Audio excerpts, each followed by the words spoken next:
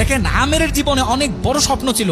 সে হজ করতে যাবে, সে কাবাগর তাওয়াফ করবে, এটা তার স্বপ্ন ছিল। এবং গত পরশুদিনই তার হজের ফ্লাইট ছিল। সে যখন এয়ারপোর্টে আসলো, পাসপোর্টে নিরাপত্তা জনিত কিছু সমস্যার কারণে তাকে একটু দাঁড় করিয়ে রাখা হলো। সমস্যার সমাধান যখন হলো, তাকে যখন ছেড়ে দেওয়া হলো, তখন আসলে অনেক দেরি হয়ে গেছে। কারণ আমেরের সাথে অন্যান্য যে হজ যাত্রী, তারা এতক্ষণে বিমানে উঠে গেছে এবং বিমানের দরজা ভিতর থেকে বন্ধ করে দেওয়া হয়েছে। তখন সেই এয়ারপোর্টের অফিসাররা সেই পাইলটের সাথে কথা বলল, পাইলটের সাথে যোগাযোগ করলো, পাইলটকে বলল যে দেখেন, একজন হজ যাত্রী নিরাপত্তা জনিত কিছু সমস্যার কারণে বিমানে উঠতে একটু দেরি হয়ে গেছে, তাকে একটু বিমানে উঠিয়ে নেন। সে বিমানে উঠতে পারে নাই।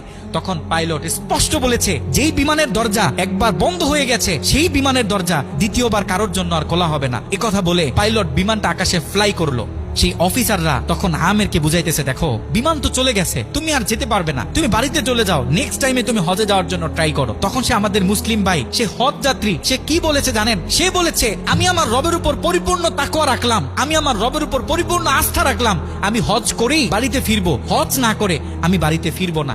কথা বলে সে এয়ারপোর্টে দাঁড়িয়ে রইল। ঠিক কতক্ষণ পর সেই বিমান থেকে এয়ারপোর্টে মেসেজ করা হলো যে বিমানের ভিতরে যান্ত্রিক সমস্যা দেখা গিয়েছে, খুব ইমার্জেন্সি বিমানটা সেই এয়ারপোর্টে ল্যান্ড করতে হবে। বিমানটা যখন এয়ারপোর্টে ল্যান্ড করা হলো, যান্ত্রিক যে ত্রুটি, এই ত্রুটিগুলো যখন সমস্যা সমাধান করা হচ্ছে, তখন সে অফিসাররা সেই পাইলটের সাথে কথা বলেছে যে দেখেন, কোনোভাবে এই যাত্রীটা একটু নেওয়া যায় কিনা। সে তো হজ করার উদ্দেশ্যে বাড়ি থেকে বের হয়েছে, সে তো বাড়িতে যেতে চাচ্ছে না, হজ না করে তাকে একটু নিয়ে নেন। তখনও সে পাইলট বলেছে যে না। কথা বলে সে পাইলট আবারও বিমানটা আকাশে ফ্লাই করালো। তখনও সে অফিসাররা আমেরকে গিয়ে বোঝাচ্ছে। আমের তখনও বলতেছে, আমার রবের উপর আমার পূর্ণ আস্থা আছে, আমি তো আমার রবকে চিনি, সে আমাকে হতাশ করবে না, সে আমার মনের আশা রাখবে, আমি হজ করেই বাড়িতে ফিরবো। কথা যখন বলতেছে, এর ঠিক কিছুক্ষণ পরে আবারও সেই বিমান এয়ারপোর্টে মেসেজ করলো যে বিমানের ভিতরে এখন আগের চেয়ে বেশি কিছু যান্ত্রিক ত্রুটি দেখা গিয়েছে, বিমানটা আকাশে ফ্লাই করতেছে না, বিমানটা এমার্জেন্সি আবার এয়ারপোর্টে ল্যান্ড করতে হবে।